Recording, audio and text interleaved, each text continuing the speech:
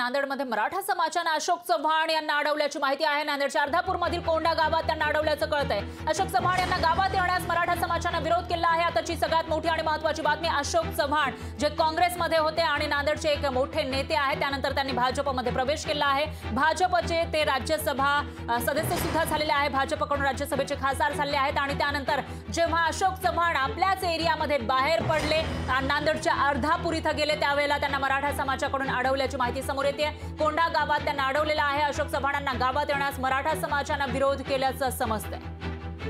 आणि याविषयी अधिक माहितीसाठी आपले प्रतिनिधी कमलाकर बिरादार आपल्यासोबत फोन लाईनवर जोडले गेले आहेत। कमलाकर, काय सांगाल? अशोक चव्हाण जे नांदेडमधील एक मोठे नेते, त्यांना त्यांच्याच एरियामध्ये आता विरोध होताना दिसतोय मराठा समाजाकडून, काय अपडेट, नेमकं काय घडलं होतं या ठिकाणी?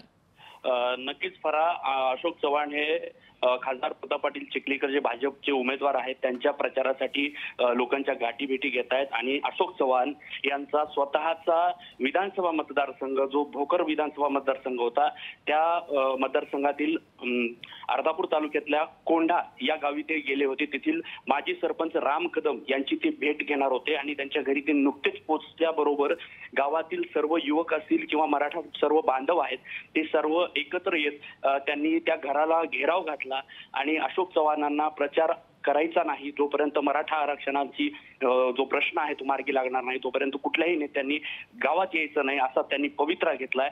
जरी मनोज जरांगे पाटील यांनी कालच्या बैठकीमध्ये सर्व शांततेचं आवाहन केलं होतं, मात्र तरी सुद्धा मराठा समाजाच्या आरक्षणाची ही धग कायम असल्याचं आपल्याला पाहायला मिळतंय। अक्षरशः अशोक चव्हाणांना स्वतःची गाडी सोडून दुसऱ्या वाहनातून त्या गावातून काढता पाय घ्यावा लागलाय। इथपर्यंत ही परिस्थिती उद्भवली आणि इथपर्यंत मराठा समाज आक्रमक झालेला आपल्याला पाहायला मिळालाय। फरा, निश्चितच कमलाकर, आणि त्यानंतर अशोक चव्हाणांची काही प्रतिक्रिया आलेली आहे का? आणि आपण बघतोय आपल्याकडे व्हिडिओ सुद्धा आहे, याच्यामध्ये हुज्जत घालताना इथं काही कार्यकर्ते दिसत आहेत। नक्कीच फरा, मात्र अद्यापर्यंत अशोक चव्हाणांची भेट झालेली नाही किंवा त्यांच्याशी कुठला संपर्क झालेला नाही। ही घटना होऊन जवळपास 1 ते दीड तास झालेला आहे, मात्र तरी सुद्धा अद्यापर्यंत अशोक चव्हाण आता कुठं आहेत हे अजून अद्यापर्यंत कळलेलं नाही। मात्र त्यांच्या पाठपुरावा आपण निश्चितच करतोय। निश्चितच कमलाकर, धन्यवाद तुम्ही दिलेल्या या सविस्तर माहितीसाठी। याविषयीची अपडेट आपण तुमच्याकडून घेत राहूयात।